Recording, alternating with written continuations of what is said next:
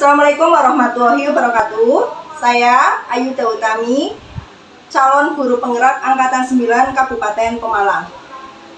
Saya akan melakukan tugas demonstrasi kontekstual modul 3.1 untuk wawancara kepada 3 kepala sekolah. Di samping saya sudah ada Ibu Dian Wijayanti selaku Kepala Sekolah SD Negeri Renggerong. Assalamualaikum Ibu. Waalaikumsalam warahmatullahi wabarakatuh, Bu Uut. Bagaimana kabar Ibu hari ini? Alhamdulillah hari ini saya sehat dan baik. Bagaimana kabar Bu Uut? Alhamdulillah saya juga dalam keadaan sehat dan baik. Alhamdulillah. Sebelumnya saya mengucapkan terima kasih karena sudah meluangkan waktu dan mau diwawancara oleh saya. Iya, sama-sama. Ini ada beberapa pertanyaan yang ingin saya ajukan kepada Ibu. Yang pertama, selama ini bagaimana Ibu dapat mengidentifikasi kasus-kasus yang merupakan dilema etika atau rujukan moral? Terima kasih Bu Uut. Dalam hal mengidentifikasi kasus-kasus yang merupakan dilema etika ataupun rujukan moral, di sini kan ada 2 peristiwa. Dilema etika itu kan ketika benar bertemu benar, kemudian rujukan moral itu adalah benar bertemu salah. Ketika saya mengidentifikasi kasus-kasus ini, tentunya saya akan mencari tahu apa sih permasalahan-permasalahan yang terjadi, mana yang harus saya utamakan dulu, skala prioritas dulu untuk menyelesaikan masalah ini. Ketika dilema etika, maka saya akan mencari yang lebih urgent dulu dan kebermanfaatannya lebih banyak. Untuk yang rujukan moral, tentunya ini saya akan berusaha memilih yang benar, karena bagaimanapun yang salah itu harus kita hindari sejauh-jauhnya. Kemudian bagaimana dalam menanganinya? Harusnya kita harus berkoordinasi baik dengan rekan guru, wali siswa, komite maupun siswa. Dilihat dari kasus yang kita hadapi. Ya, pertanyaan selanjutnya, selama ini bagaimana Ibu menjalankan pengambilan keputusan di sekolah Ibu? Terutama untuk kasus-kasus di mana ada 2 kepentingan yang sama-sama benar atau sama-sama mengandung nilai kebajikan. Dalam pengambilan keputusan ini kasus dilema etika nggih? Nggih. Kepentingan yang sama-sama benar, berarti dua-duanya benar. Maka di sini akan saya identifikasi dulu mana yang lebih urgent dan sesuai skala prioritas. Kita diskusikan dulu. Kalau memang itu masalahnya menyangkut sekolah secara kelompok, maka kita diskusikan bersama rekan-rekan guru dulu. Tapi ketika masalah itu meluas, harus menyangkut komite, maka kita juga ikut mengajak komite untuk berembuk. Jadi kita lihat dulu kasusnya. Kalau ini menyangkut siswa, berarti kita menyelesaikannya secara hanya ke siswa atau ke wali siswa. Tergantung masalahnya personal atau kelompok. Kalau personal, maka kita identifikasi dulu secara personal, kemudian kita timbang-timbang mana yang paling baik, yang mana paling urgent, dan skala prioritasnya yang mana. Kalau secara personal tentunya kita harus berdiskusi bersama-sama untuk menentukan kebijakan mana yang akan kita ambil yang menghasilkan hal yang terbaik dan meminimalisir resiko-risiko yang akan terjadi. Begitu. Ya. Selanjutnya, langkah-langkah atau prosedur seperti apa yang biasa Ibu lakukan selama ini? Langkah-langkah yang biasanya saya lakukan, saya beri contoh ketika ada suatu masalah atau suatu hal peristiwa dilema etika yang saya hadapi. Ketika ini saya beri contoh yang secara kelompok. Ini maka saya akan mengidentifikasi dulu, kita kumpulkan dulu data-datanya, kemudian dari data-data itu kita cari akar masalahnya bersama-sama, kemudian dari situ kita berdiskusi memberikan solusi-solusi yang menurut kami adalah yang terbaik. Tentunya sebagai warga negara Indonesia kita menganut asas musyawarah, nggih. Jadi berdiskusi dulu bersama kelompok yang akan kita selesaikan. Kalau skalanya sekolah ya hanya dengan guru, kalau skalanya itu memang harus ke masyarakat ya ke komite begitu. Jadi disesuaikan dengan skala masalahnya begitu. Terus berikutnya, hal-hal apa saja yang selama ini merupakan tantangan dalam pengambilan keputusan pada kasus-kasus dilema etika? Yang pernah saya hadapi ketika dalam pengambilan keputusan dilema etika, tantangannya ya? Tantangannya itu contohnya seperti ini. Ketika saya mengumpulkan, ini saya beri contoh di sekolah saya, ketika ada sebuah peristiwa dilema etika di mana kedua-duanya ini sebenarnya membawa kebaikan, tapi kita harus memilih salah satu. Itu tantangannya adalah pernah suatu waktu ada perbedaan pendapat antara dua guru. Jadi ada yang pengennya tetap kita melakukan yang A, ada yang pengen tetap yang B. Nah, dari situ kita identifikasi, kalau kita milih yang A, positifnya mana saja sih, resikonya apa saja. Kemudian kalau kita milih B, kita juga identifikasi positif negatifnya. Nah, dari situ kita timbang-timbang, kemudian kita pilih yang paling baik sesuai keputusan bersama, dan nantinya kita laksanakan bersama. Harus semuanya bisa menerima. Setelah melaksanakan, kita evaluasi lagi sehingga keputusan itu juga akan berkembang sesuai nanti keadaan gitu. Selanjutnya, apakah Ibu memiliki sebuah tata cara atau jadwal tertentu dalam sebuah penyelesaian kasus dilema etika? Apakah Ibu langsung menyelesaikannya di tempat atau memiliki sebuah jadwal untuk menyelesaikannya? Bentuk atau prosedur seperti apa yang Ibu jalankan? Ketika menyelesaikan persoalan dilema etika, itu kita lihat dulu apakah itu hal yang harus segera atau masih bisa membutuhkan waktu sekian lama, atau itu termasuk yang jangka panjang. Kemudian siapa saja yang terlibat. Kalau personal dan itu sepertinya harus segera, maka di situ bisa langsung kita sikapi. Namun ketika ternyata itu di dalam persoalan itu menyangkut orang yang lebih luas, kemudian harus ada diskusi, kemudian eksekusinya membutuhkan waktu dan perencanaan, maka saya melihat kondisi dan situasi, tidak serta-merta harus diputuskan ketika itu atau diselesaikan ketika itu, tapi kita melihat situasi dan kondisi sehingga harapannya ketika permasalahan itu diselesaikan atau keputusan itu diambil adalah keputusan yang terbaik untuk semuanya.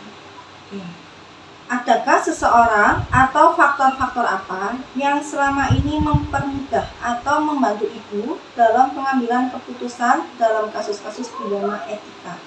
Nah, dalam kasus-kasus dilema etika yang saya alami di sekolah, alhamdulillah teman-teman ini adalah tim yang sangat membantu saya. Teman-teman di sekolah saya, Bapak Ibu guru serta penjaga adalah orang terdekat saya yang menurut saya mereka adalah tim yang luar biasa.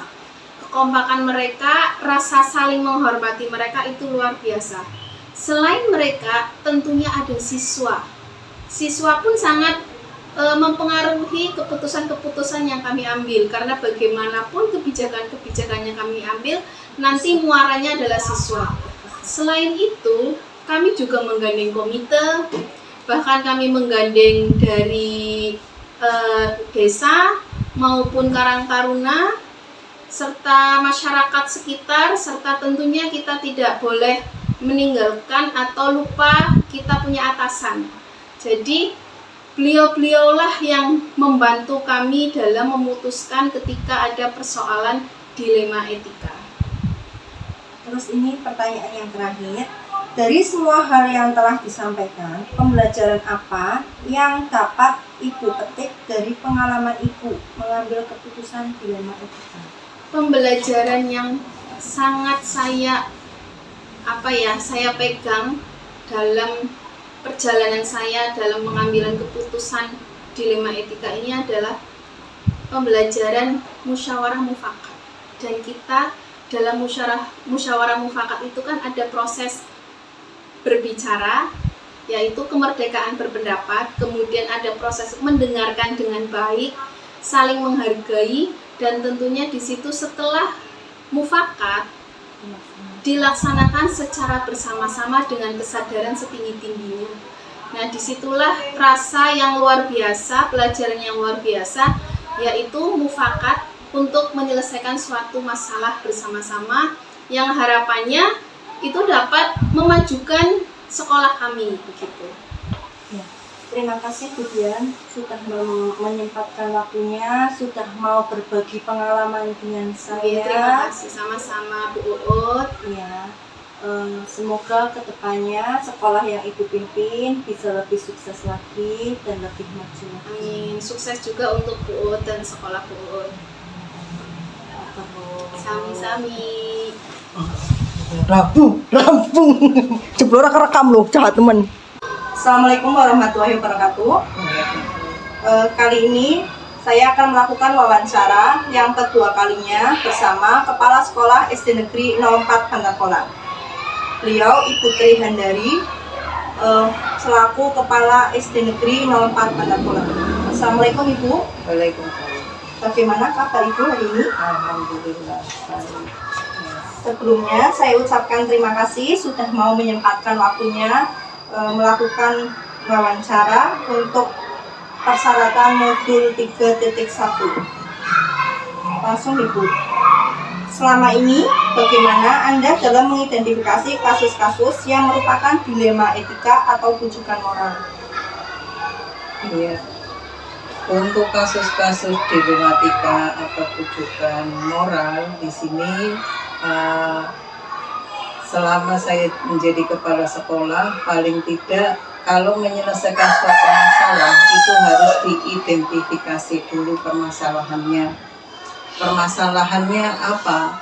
Yaitu dengan cara mengumpulkan fakta atau bukti atau informasi yang diperlukan sehingga data itu akurat, sehingga nanti dalam pengambilan keputusan pun ya tidak terlalu jauh dari yang diharapkan.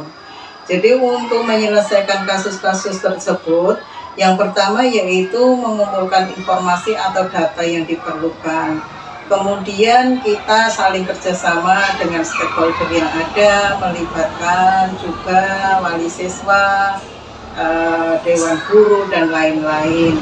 Kemudian setelah itu kita dapat memutuskan bersama bagaimana cara menyelesaikan masalah tersebut.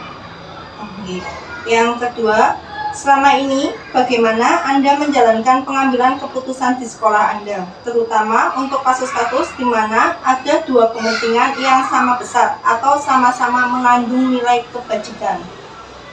Iya, itu namanya kasus dilema etika ya. Jadi sama-sama kasusnya sama-sama baik ya, tapi harus diselesaikan dengan kebijakan yang akurat juga.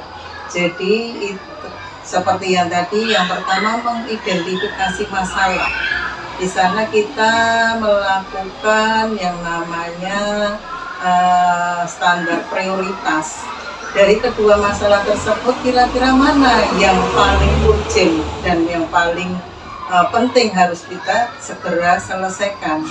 Jadi semuanya kita lihat permasalahan yang ada, kemudian kita lihat urgensi dari permasalahan tersebut yang segera darurat kita tangani yang mana. Jadi kita nanti akan mengambil keputusannya dengan tepat. Berikutnya, langkah-langkah atau prosedur seperti apa yang bisa Anda lakukan selama ini? Ya, untuk menyelesaikan masalah berarti yang pertama kita cari akar masalahnya dulu. Akar masalahnya dari mana? Kita bisa melakukan dengan cara observasi, dengan wawancara atau menanyai pihak-pihak yang bermasalah atau siswa, wali siswa atau masyarakat sekitar. ataupun warga atau guru di lingkungan sekolah tersebut. Jadi untuk menyelesaikan masalah harus kita mencari beberapa informasi, jangan hanya satu informasi. Makanya akar masalahnya apa kita cari dulu, kemudian kita buktikan apakah benar hal itu terjadi.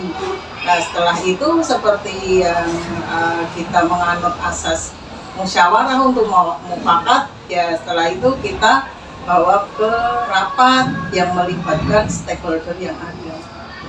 Iya. Selanjutnya, hal-hal apa saja yang selama ini Anda anggap efektif dalam pengambilan keputusan pada kasus-kasus dilema etika? Iya, untuk efektivitas selama menyelesaikan kasus yang ada, kita harus open, membuka komunikasi dengan semuanya saja, baik itu siswa, walinya, masyarakat sekitar, lingkungan sekolah. Jadi kita jangan menutup diri. Kita harus membuka telinga lebar-lebar, mendengarkan keluhan, mengetahui masalahnya, kemudian untuk keputusan bersama juga kita tidak bisa memutuskan sendiri. Kita juga harus melibatkan mereka sehingga keputusan yang diambil merupakan keputusan yang dengan musyawarah untuk memperoleh mufakat. Iya. Hal-hal apa saja yang selama ini merupakan tantangan dalam pengambilan keputusan pada kasus-kasus dilema etika?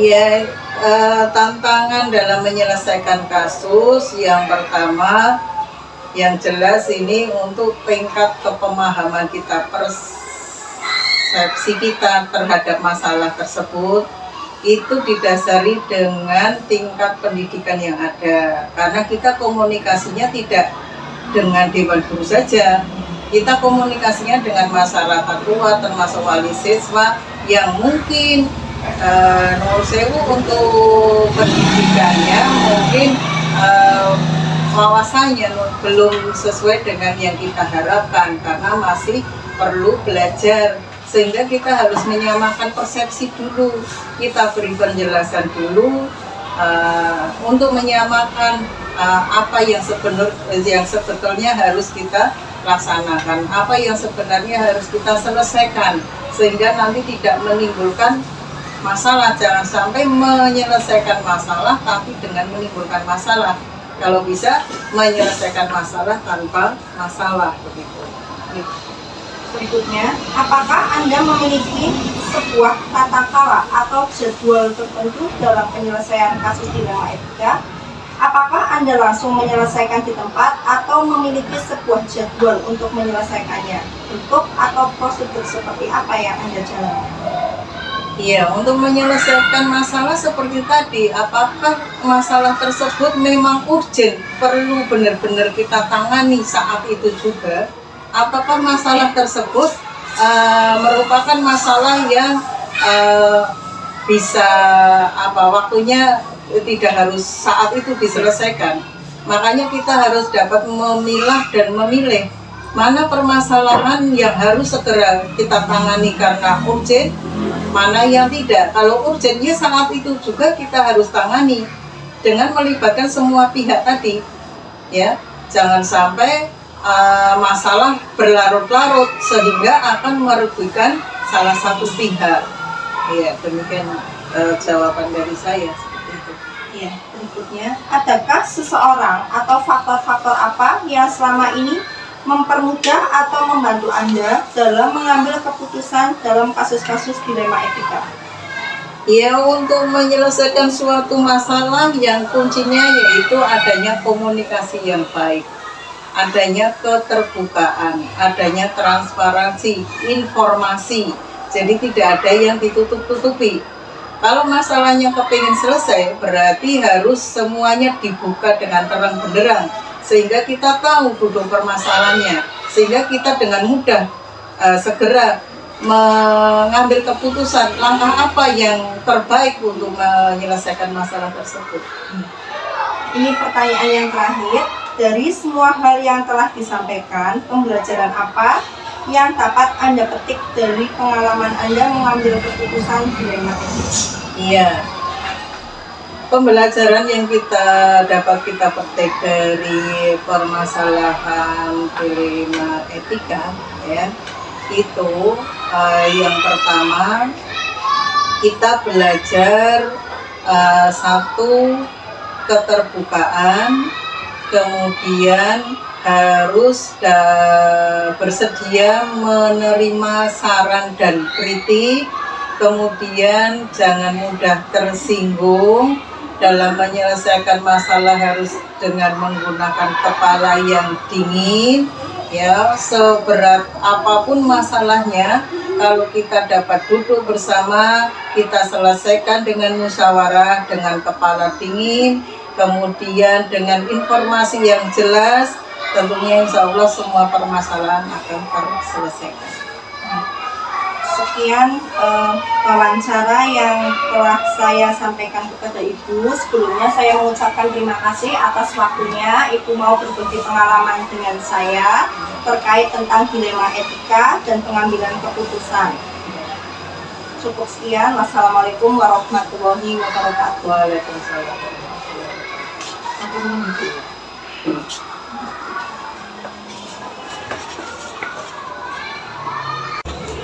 Assalamualaikum warahmatullahi wabarakatuh. Waalaikumsalam. Saya akan mewawancarai yang ketiga kalinya bersama Ibu Sri Widianti, KS dari SD Negeri 06 Kandarpona. Assalamualaikum Ibu. Waalaikumsalam warahmatullahi wabarakatuh. Bagaimana kabar Ibu hari ini? Alhamdulillah sehat. Ya, sebelumnya saya berterima kasih Ibu sudah mau menyempatkan waktunya untuk saya wawancarai. Saya akan mengajukan beberapa pertanyaan terkait pengambilan keputusan yang Ibu ambil selama Ibu menjadi KS. Berbagi pengalaman. Insyaallah. Yang pertama, selama ini bagaimana Anda dapat mengidentifikasi kasus-kasus yang merupakan dilema etika atau rujukan moral? Kasus-kasus dilema etika itu kita perlu mengidentifikasi sumbernya dari mana, pelakunya siapa, maka kita langsung sesuai aturan kita katakanlah ada koordinasi dengan teman-teman stakeholder yang ada dalam pengambilan keputusan. Yang kedua, selama ini bagaimana Anda menjalankan pengambilan keputusan di sekolah Anda, terutama untuk kasus-kasus di mana ada dua kepentingan yang sama-sama benar atau sama-sama mengandung nilai-nilai kebajikan. Karena itu suatu keputusan, maka apapun yang terjadi harus kita ambil keputusan. Walaupun kadang ada yang setuju maupun tidak setuju, yang penting kita cari yang resikonya terkecil seperti itu. Yang berikutnya, langkah-langkah atau prosedur seperti apa yang bisa Anda lakukan selama ini? Langkah-langkahnya ya tadi kita mencari sumbernya dulu, siapa pelakunya, kemudian apa identifikasi permasalahannya apa, baru kita sesuai prosedur, kemudian kita dengan bantuan, tidak mungkin saya memutuskan sendiri, otomatis saya ada guru kelas, ada guru pendamping, maka kalau misalnya itu memang harus diputuskan oleh guru pendamping, ya kita putuskan. Kalaupun tidak, paling tidak kita ikut berpartisipasi dalam mengambil keputusan dengan resiko yang paling kecil. Berikutnya, hal-hal apa saja yang selama ini Anda anggap efektif dalam pengambilan keputusan pada kasus-kasus dilema etika? Langkah-langkahnya gitu ya Mbak. Iya. Langkah-langkahnya ya tadi kalau mengambil keputusan kan paling tidak kita kalau kelas-kelas bisa memutuskan sendiri. Kalau misalnya masalahnya terlalu besar, paling tidak kita ada koordinasi dengan berbagai stakeholder lah yang ada yang ada di sekolah. Berikutnya, hal-hal apa saja yang selama ini merupakan tantangan dalam pengambilan keputusan pada kasus-kasus dilema etika? Tantangannya itu tadi yang namanya pengambilan keputusan kan biasanya ada yang setuju, ada yang tidak. Maka kita harus meyakinkan pada semua pihak yang terlibat dalam keputusan itu agar mereka memahami. Terus berikutnya, apakah Anda memiliki sebuah tata cara atau jadwal tertentu dalam sebuah penyelesaian kasus dilema etika? Apakah Anda langsung menyelesaikannya di tempat atau memiliki sebuah jadwal untuk menyelesaikannya? Bentuk atau prosedur seperti apa yang Anda ingin jalankan? Kalau jadwal tentu tidak ada ya, Bu. Karena semua masalah itu kan muncul bisa sewaktu-waktu. Ya, Jadi tidak akan ada jadwal, tapi kita segera selesaikan jadwal itu. Kalau ada masalah segera kita selesaikan agar kita situasi itu kondusif. Berikutnya, adakah seseorang atau faktor-faktor apa yang selama ini mempermudah atau membantu Anda dalam pengambilan keputusan dalam kasus-kasus dilema etika? Melibatkan siapa saja?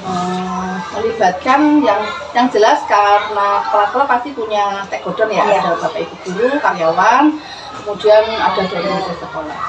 Jadi berkoordinasi lah seperti itu, berkolaborasi agar keputusan itu bisa yang terbaik. Ya, mufakat, keputusan yang mufakat. Baik ya. Terakhir, dari semua hal yang telah disampaikan, pembelajaran apa yang dapat Anda petik dari pengalaman Anda mengambil keputusan dilema etika? Jadi pengalaman kan merupakan guru terbaik. Dari pengalaman lah kita belajar mengambil keputusan. Katakanlah kalau ada masalah kita berikan keputusan secepat mungkin, seefektif mungkin dan seresiko paling kecil. Ya, mencari resiko paling minimal. Seperti itu. Nggih. Matur nuwun Ibu sudah mau bersedia meluangkan waktunya saya wawancara dan sudah mau berbagi pengalaman dengan saya. Sekian wawancaranya, matur nuwun sangat. Amin. Assalamualaikum. Moga-moga sukses. Amin.